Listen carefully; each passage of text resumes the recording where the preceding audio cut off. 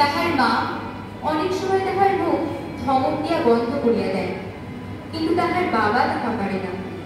Mini চুপ করিয়া থাকিলে এমনি অস্বাভাবিক দেখতে হয়, তা তার বাবার বেশিক্ষণ সহ্য হয় না।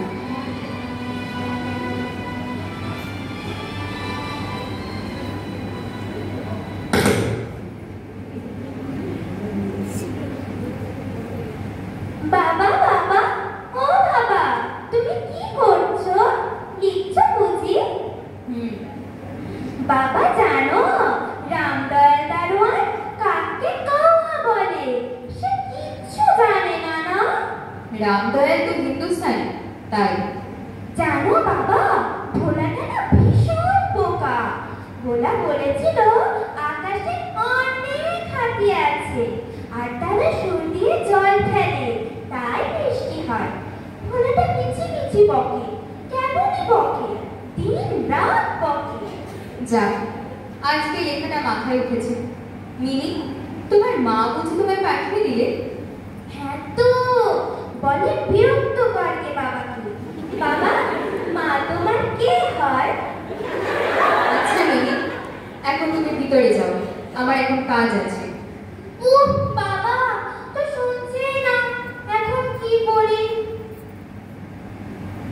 টিকি টিকি চাম চিকি চাঁদের কাটার মজুমদার। পেস্তা নেবে, বাদাম নেবে, হিং নেবে, মেওয়া নেবে।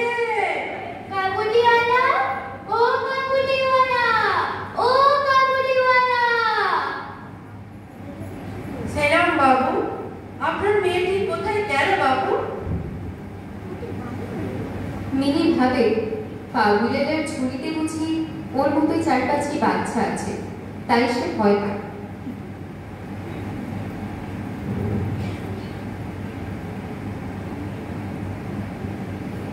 বাদাম নেবে, পেস্তা নেবে। ওকে এসব দিলে কেন? এই নাও। মাফ করবেন বাবু, এই আমি নিতে পারবো না। এদিকে এসো খুকি। তোমার ঝুলির ভিতর কি আছে কাবুলিওয়ালা? হাতি আছে, সাদা হাতি, দেখবে? না না,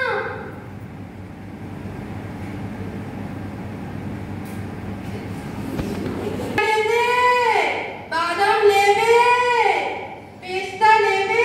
কাবুলিওয়ালা, ও কাবুলিওয়ালা। তোমার ঝুলিতে কি আছে কাবুলিওয়ালা? ও কাবুলিওয়ালা, কাবুলিওয়ালা। তোমাকে আমি কখনো শ্বশুর বাড়ি পাঠাবো না। তাহলে কি তুমি শ্বশুর বাড়ি যাবে? আমি শ্বশুরকে মারবো। তুমি সত্যি সত্যি শ্বশুরকে মারবে? হ্যাঁ। মজা, কি মজা। হ্যাঁ, আমি শ্বশুরকে মারবো, খুব মারবে। খালি নাচ দেখাও দেখি। না না, দেখাও না, একটু দেখাও। ঠিক আছে। মমজিতে নিতে নিতে কেঁদে নাচে, টাটা থই থই, টাটা থই থই, টাটা থই থই। বহুত আচ্ছা, বহুত আচ্ছা।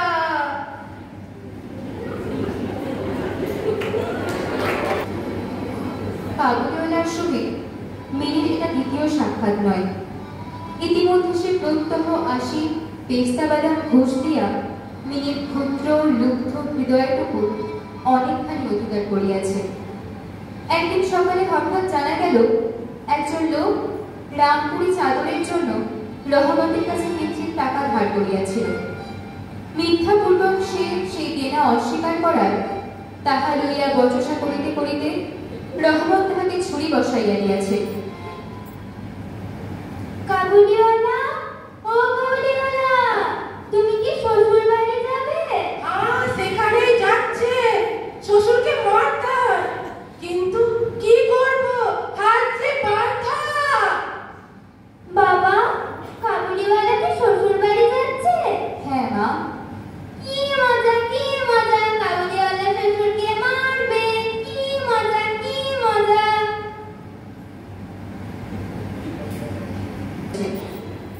মিনির বিয়ের বয়স হয়েছে।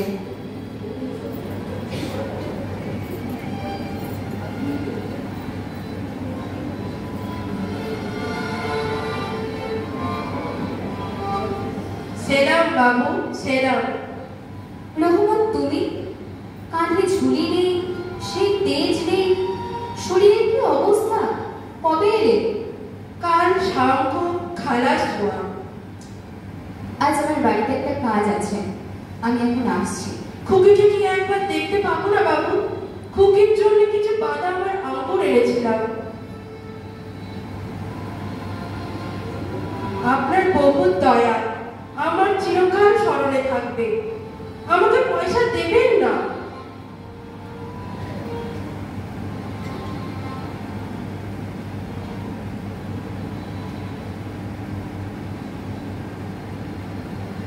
আপনার যেমন একটা লাড়কি আছে, ঠিক তেমন আমারও একটা লাড়কি আছে। ওর মুখটা স্মরণ করে আমি মিষ্টি নেওয়া নিয়ে আসি। আমি তো সওদা করতে আসি না।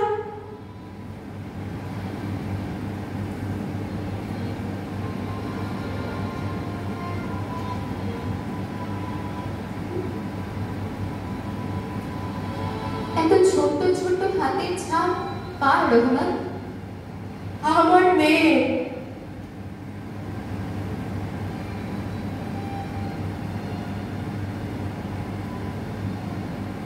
মিনির বাবা যে একজন সম্ভ্রান্ত বংশীয় বাঙালি, তাহা সে ভুলিয়া গেল। তখন সে বুঝিতে পারিল, সেও যে, কাবুলিওয়ালাও সে। সেও পিতা, কাবুলিওয়ালাও পিতা। কাবুলিওয়ালার পর্বত গৃহবাসিনী ক্ষুদ্র পার্বতীর সেই হস্তচিহ্ন তাহাকে মিনিকে স্মরণ করাইয়া দিল। এসো মা, চিনতে পারো? রহমত, তুমি চিনতে পারো? এই তোমার খুকি। খুকি, তুমি শ্বশুর বাড়ি যাবে?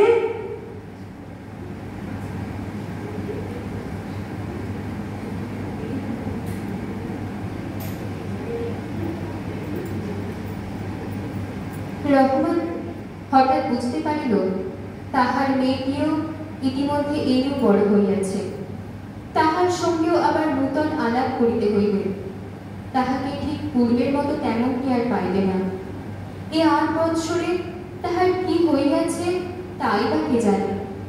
সকালবেলায় শরতের স্নিগ্ধ রৌদ্র কিরণের মধ্যে সানাই বাজিতে লাগিল। রহমত কলিকাতার এক গলির ভিতর বসিয়া আফগানিস্তানের এক মরু পর্বতের দৃশ্য দেখিতে লাগিল। রহমত, তুমি তোমার দেশে তোমার মেয়ের কাছে ফিরে যাও। তোমাদের মিলন সুখে আমার মেয়ে কল্যাণ হবে।